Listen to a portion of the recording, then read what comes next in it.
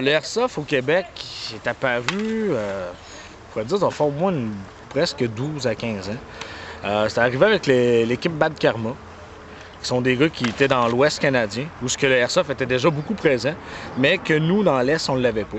Et eux sont arrivés avec le Airsoft et l'ont implanté. Et la première vraiment communauté au Québec, malheureusement, qu'on n'entend plus parler, mais qui devrait être encore active, qui était le PQAC, qui a été vraiment le premier club qui a influencé le Airsoft qu'on connaît aujourd'hui. C'est sûr que les règles ont changé avec le temps parce que veut pas, la communauté a grossi beaucoup. Fait que ça l'a beaucoup influencé. Un instant. Arrête! Je ne montrerai pas mon pénis ni à la caméra, ni à personne. Il y a ça de long. C'est de ça que tu parlais quand tu disais que ça grossit? Oui, effectivement.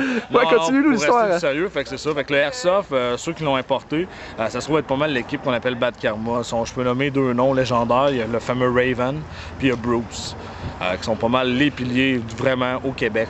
C'est des équipes qui viennent du Québec, Montréal ou... C'est des équipes qui sont principalement, je pourrais dire, Montréal Hall. OK. Tu sais, qui sont entre l'Ontario et Québec. C'est pas mal la plus grosse équipe. C'est eux qui l'ont vraiment importé au Québec. Là, après ça, c'est sûr qu'il y a eu beaucoup de communautés qui ont apparu. Si on parle à l'époque de la ville de Québec, on avait l'équipe qui était l'ATF, que je faisais partie d'ailleurs. Nous avons beaucoup développé le Airsoft de la ville de Québec. Et à partir de ça, ça a influencé d'autres communautés. On a influencé les communautés de Trois-Rivières, on a influencé des communautés de la Beauce, on a influencé aussi le Saguenay ici, en quelque sorte. Fait que c'est ça qui est intéressant. Aussi, les communautés de Montréal, comme à l'époque, il y avait Zone 27 qui ont apparu. Il y avait Slim, qu'il ne faut pas oublier, qui était là, qui était quand même un bon joueur qui organisait des parties. Malheureusement, il n'est plus.